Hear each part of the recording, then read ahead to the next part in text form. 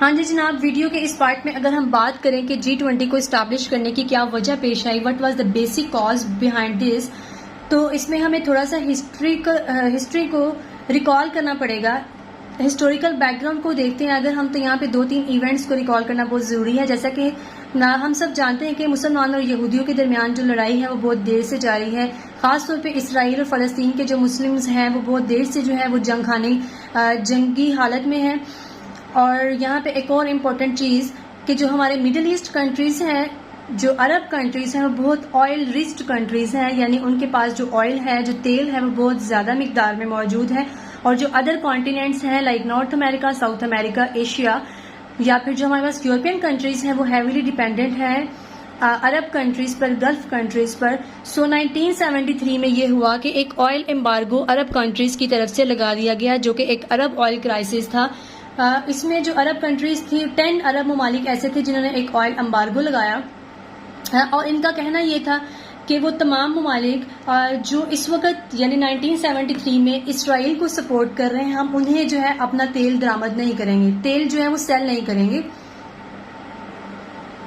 Means these 10 Arab countries stopped selling oil to those countries which were supporting Israel in 1973। यानी जो भी countries Israel को उस वक्त 1973 में सपोर्ट कर रहे थे, अरब ममालिक ने कहा जनाब हमने इनको अपना तेल नहीं देना, जिस वजह से ऑयल एम्बार्गो लगा दिया गया, राइट। अब यहाँ पे क्या हुआ, जो वेस्टर्न कंट्रीज थे जो कि हैविली डिपेंडेंट थे, हैविली रिलाई कर रहे थे मिडिल ईस्ट कंट्रीज पर, जिसमें ज़्यादातर हमारे पास अमेरिका और यूरोप थे, वो हैविली इसके ऊपर डिपेंडेंट थे अरब ममालिक पर। तो जब ऑयल एम्बार्गो लगा दिया गया, अरब ममालिक ने अपना जो तेल बेचना बंद कर दिया उन ममालिक को जो इसराइल को सपोर्ट कर रहे थे। तो जो वेस्टर्न कंट्रीज थे, खासतौर पर यूरोपियन कंट्रीज और अमेरिका, उनके दरमियान उनको जो है वो बहुत ज़्यादा टेंशन पड़ गई कि हम जो हैविली डिपेंडेंट हैं अरब ममालिक पर, तो इस ऑयल एम्बार्गो की वजह से एक इकोनॉमिक रिसेशन आया जिसने वेस्टर्न कंट्रीज को यूरोपियन कंट्रीज और अमेरिका को जो बहुत ज़्यादा परेशान किया। इकोनॉमिक रिसेशन की वजह से जो वेस्टर्न कंट्रीज की इकोनॉमी थी वो बहुत ज़्यादा जो थी वो डिग्रेड होना शुरू हो गई।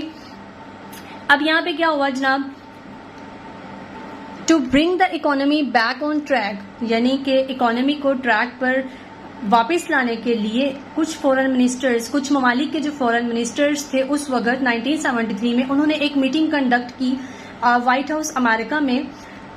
अर्ली 1973 में जो फाइनेंस मिनिस्टर थे उसमें हमारे पास USA, France, UK, West Germany के जो फाइनेंस मिनिस्टर्स थे उन्होंने एक मीटिंग कंडक्ट की। उसके बाद 2 इयर्स के बाद 1975 में इटली और जापान को भी इस ग्रुप में शामिल कर लिया गया। इस तरह ये G6 का एक ग्रुप बना। ऑयल एम्बार्गो के बाद जो ये G6 कंट्रीज थे, जिसमें हमारे पास Italy, Japan, France, UK, USA, West Germany जो है वो शामिल है, ये उस वक्त 1973 और 5 के दरमियान दुनिया की जो थी वो बेहतर इकोनॉमी थी। सो इन तमाम ने सोचा कि अगर हम अरब ऑयल क्राइसिस के बाद, ऑयल एम्बार्गो लगने के बाद, अगर हम तमाम G6 कंट्रीज मिलकर काम करते हैं, मिलकर अपने इकोनॉमी को जो है वो डीवैल्यू होने से बचाते हैं, वापस जो है इसको ट्रैक पर लेके आते तो ज़्यादा बेहतर रहेगा। सो यहाँ पर G6 इस्टेब्लिश हुआ 1976 में। जो 1975 था उसमें जो फर्स्ट G6 की मीटिंग थी वो यूएसए व्हाइट हाउस में कंडक्ट हुई। उसके बाद 1976 में कनाडा ने भी इसको ज्वाइन किया, बिकॉज इस अरब ऑयल क्राइसिस की वजह से कनाडा भी जो था वो बहुत ज़्यादा इकोनॉमिक रिसेशन में जा रहा था।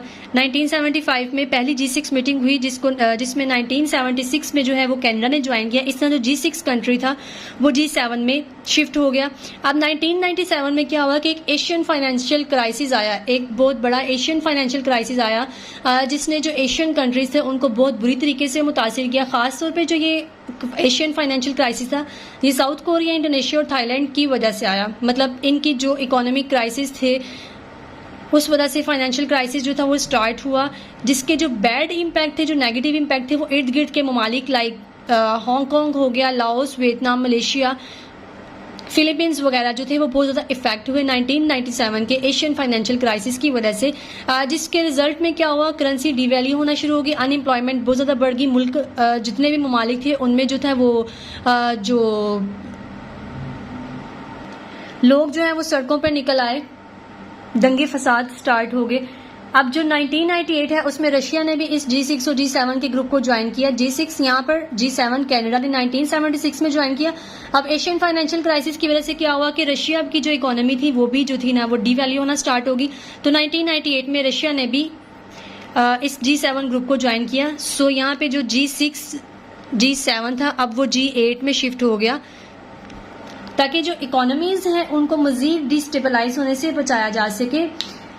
26 सितंबर 1999 G7 के जो फाइनेंस मिनिस्टर्स थे, जब उनकी मीटिंग कंडक्ट हो रही थी तो वहां पे G20 को स्टैब्लिश किया गया इस एशियन फाइनेंशियल क्राइसिस के बाद, ताकि जो ओवरऑल, बिकॉज यहाँ पे G7 और 8 ममालिक जब बन चुके थे, G8 और G7 जब ग्रुप्स बन गए थे, तो यहाँ पर इन ममालिक के सरबराहान को भी इस चीज़ का अंदाज़ा हो गया था कि जो वर्ल्ड है वो ग्लोबलाइज हो चुकी है।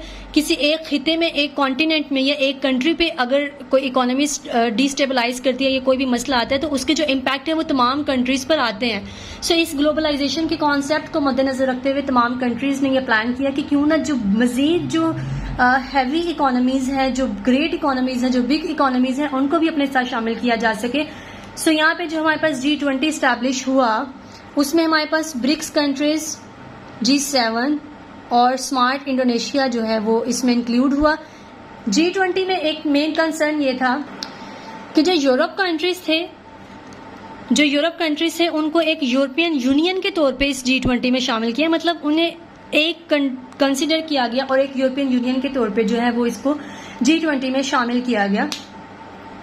यानी अरब ऑयल क्राइसिस और एशियन फाइनेंशियल क्राइसिस, अरब ऑयल क्राइसिस के बाद जो G6 और G7 बना, उसके बाद हमारे पास एशियन फाइनेंशियल क्राइसिस आ गया जो कि कोरिया, इंडोनेशिया और थाईलैंड के दरमियान स्टार्ट हुआ और इसके जो इम्पैक्ट थे बाकी एशियन कंट्रीज पर आए। सो जो हमारे पास G20 स्टैब्लिश हुआ वो फाइनेंशियल क्राइसिस की वजह से हुआ। सो G20 का जो बेसिक कंसर्न था एस्टैब्लिशमेंट का वो ये था कि इकोनॉमीज को स्टेबलाइज किया जा सके और जो फाइनेंशियल या जो इकोनॉमिक रिसेशन है उससे बचा जा सके और इकोनॉमिक रिसेशन के जो इम्पैक्ट बाकी कंट्रीज पर आते हैं उनको भी अवॉइड किया जा सके। अब 26 सितंबर 1999 को जो G7 कंट्रीज के फाइनेंस मिनिस्टर्स की मीटिंग हो रही थी उसमें G20 को इस्टेब्लिश किया गया। उसको इस्टेब्लिश करने का क्राइटेरिया क्या था कि जो G7 कंट्रीज हैं वो तो बिल्कुल इसी तरह से रहेंगे, मतलब उसे हम एज इट इज इंक्लूड करेंगे बिकॉज वो भी जो है वो अरब ऑयल क्राइसिस के बाद G7 कंट्रीज बने थे और उसमें जो थी वो इकोनॉमीज जो थी वो बहुत स्ट्रांग थी। उसके बाद देखा गया कि जो biggest economies in the world हैं वो कौन सी हैं, उन्हें फाइंड आउट किया गया, जिसमें ब्रिक्स को G7 के साथ शामिल किया गया, Brazil, Russia, India, China, south Africa. फिर उसके बाद देखा गया कि रीजनल वाइज तमाम कॉन्टिनेंट्स में, मतलब जो Middle East, Asia, Africa, North America, South America, Australia, इन सब में जो रीजनल वाइज बड़ी इकोनॉमीज हैं वो कौन कौन सी हैं उनको भी इंक्लूड किया जाए। सो जब इस चीज़ को सर्च आउट किया गया तो यूरोपियन यूनियन में जो यूरोपियन ममालिक हैं, रीजनल वाइज जो बड़े बड़े ममालिक हैं उन्हें ऐड कर लिया जाता है इसमें, और यूरोप में यूरोपियन यूनियन को इकट्ठा देखा जाता है। 2008 में अगेन इस तरह के एक और फाइनेंशियल क्राइसिस जो था वो दुनिया को देखने को मिला 2008 में, जो कि अमेरिका से स्टार्ट हुआ, जिसके बाद इस मीटिंग के जो सीरियस कंसर्न्स थे उनको देखा गया, उनको कॉन्शियसली देखा गया और उसमें कहा गया कि जनाब जो फाइनेंस मिनिस्टर्स हैं, जो फॉरेन मिनिस्टर्स हैं, वो तो इस मीटिंग को कंडक्ट करते ही करते हैं, तो क्यों ना जो हमारे ममालिक के जो सदर और वजीर आजम होते हैं उनको भी इसके अंदर शामिल कर लिया जाए, राइट। सो जो फर्स्ट ऑफिशियल G20 की मीटिंग थी वो कंडक्ट की गई थी 2008, 2009 में, 2008 एंड 2009 में अमेरिका में कंडक्ट की गई थी। G20 का जो फर्स्ट समिट था वो अमेरिका में ही कंडक्ट किया गया और उसका दूसरा समिट भी 2009 में हुआ। फर्स्ट वाज इन 2008, दूसरा जो था वो 2009 में हुआ और इन दोनों को जो है वो अमेरिका ने होस्ट किया था इस समिट को। लेकिन 2009 के बाद से जितने भी समिट हैं वो रोटेशनल वाइज हैं, रोटेशनल वाइज यानी कि G20 में जितने भी ममालिक शामिल हैं, G7 के, ब्रिक्स और स्मार्ट इंडोनेशिया, तो उन सबको बारी बारी जो है वो प्रेसिडेंसी दी जाएगी और जो G20 की जो समिट्स हैं वो रोटेशनल वाइज होंगे।